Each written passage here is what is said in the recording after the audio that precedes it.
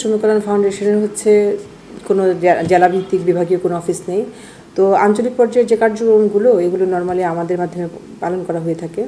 যেমন শ্রমিক কল্যাণ ফাউন্ডেশনের যে আর্থিক সহায়তাটা প্রদান করা হয় শ্রমিকদের উদ্দেশ্যে, বিভিন্ন ক্ষেত্রে এটা প্রদান করা হয়। যেমন আপনার কোনো শ্রমিক যদি মারা যায়, দুর্ঘটনায় কোনো শ্রমিক নিহত হলে সেক্ষেত্রে সর্বোচ্চ 2 লাখ টাকা পর্যন্ত আর্থিক সহায়তা প্রদান করা হয়। কোনো শ্রমিক অসুস্থ হলে দুরারোগ্য ব্যাধির ক্ষেত্রে 1 লাখ টাকা পর্যন্ত সর্বোচ্চ প্রদান করা হয়, আর সাধারণ ব্যাধির ক্ষেত্রে 50,000 পর্যন্ত প্রদান করা হয়।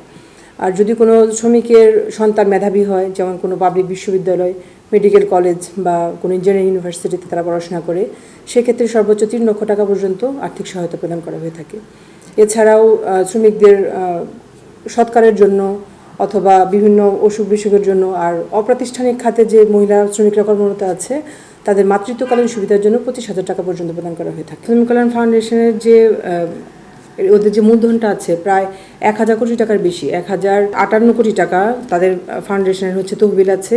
আর এই তহবিলটা সংগ্রহ করি মূলত আমাদের মাধ্যমে সংগ্রহ করা হয়। কলকারখানা প্রতিষ্ঠান পরিদর্শন অধিদপ্তর যেহেতু মাঠ পর্যায়ে কাজ করে, আমাদের বিভিন্ন যে লাভজনক প্রতিষ্ঠানগুলো আছে ওদের একটা বার্ষিক সর্বোচ্চ আয়ের উপর ডিপেন্ড করে একটা নির্দিষ্ট পরিমাণ অংশ আমাদের শ্রমিক কল্যাণ ফাউন্ডেশনে জমা প্রদান করা হয়।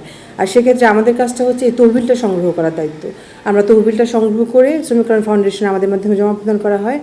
আর সেক্ষেত্রে শ্রমিকরা যে আর্থিক সহায়তাটা পায়, আমাদের কাছে আবেদনপত্রগুলো আসে, আমরা আবেদনপত্রগুলো যাচাই বাছাই করি। যেমন শিক্ষার ক্ষেত্রে এক ধরনের আবেদন আছে, আপনার চিকিৎসার ক্ষেত্রে এক ধরনের আবেদন আছে। তো আবেদনপত্রগুলো যে সংশ্লিষ্ট আবেদনপত্রগুলো ঠিক আছে কিনা, কাগজপত্রগুলো যাচাই বাছাই করে আমরা শ্রমিক কল্যাণ ফাউন্ডেশনে পাঠিয়ে থাকি। আর যখন তাদের চেকটা ইস্যু করা হয়, ওই চেক ইস্যু করার পরে আমাদের কাছে আবার চেকটা চলে আসে, আমাদের মাধ্যমে চেকটা বিতরণ করা হয়ে থাকে। যেমন এই পর্যন্ত শ্রমিক কল্যাণ ফাউন্ডেশনের পক্ষ থেকে প্রায় 31,000 শ্রমিককে 142 কোটি টাকার বেশি আর্থিক সহায়তা প্রদান করা হয়েছে। মূলত এই তহবিলে 518টি প্রতিষ্ঠান তাদের আর্থিক সহায়তা চাঁদা দিয়ে থাকে, লভ্যাংশ জমা প্রদান করে থাকে। তবে আমরা চেষ্টা করছি যে আরও প্রতিষ্ঠানকে ইনক্লুড করার জন্য। আর এটার জন্য আমরা বিভিন্ন প্রতিষ্ঠান উদ্বুদ্ধকরণ সভা করে থাকি।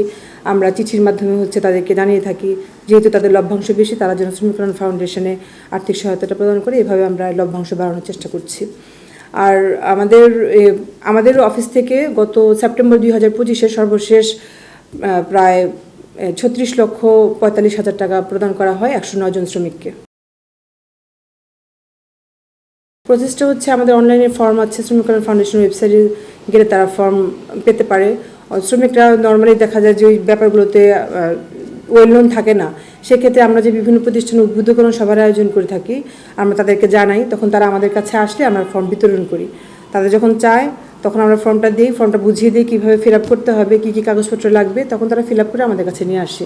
নিয়ে আসার পরে আমরা এগুলো যে মান্থলি, প্রতি মাসে যে ফর্মগুলো জমা হয় আমরা মান্থলি এটা ফাউন্ডেশনে পাঠিয়ে দিই। ফাউন্ডেশনে যাচাই বাছাই কমিটি আছে, তারা যাচাই বাছাইয়ের মাধ্যমে সবাইকে হয়তো দেওয়া সম্ভব হয় না, যাদেরকে গুরুতর সমস্যা যারা আছে তাদেরকে যেগুলো প্রদান করে। কোনো শ্রমিক যদি মনে করে যে সে শ্রমিক কল্যাণ ফাউন্ডেশনের আর্থিক সহায়তার প্রাপ্য, সেক্ষেত্রে তারা আমাদের কাছে আসতে পারে। আমাদের কাছে আসলে আমরা তাদেরকে সর্বোচ্চ সহযোগিতা করব। ফর্ম ফিল আপের থেকে শুরু করে সব প্রসিডিউর মেনটেন করে আমরা তাদের আবেদনপত্রটা ফাউন্ডেশনে পাঠিয়ে দেব।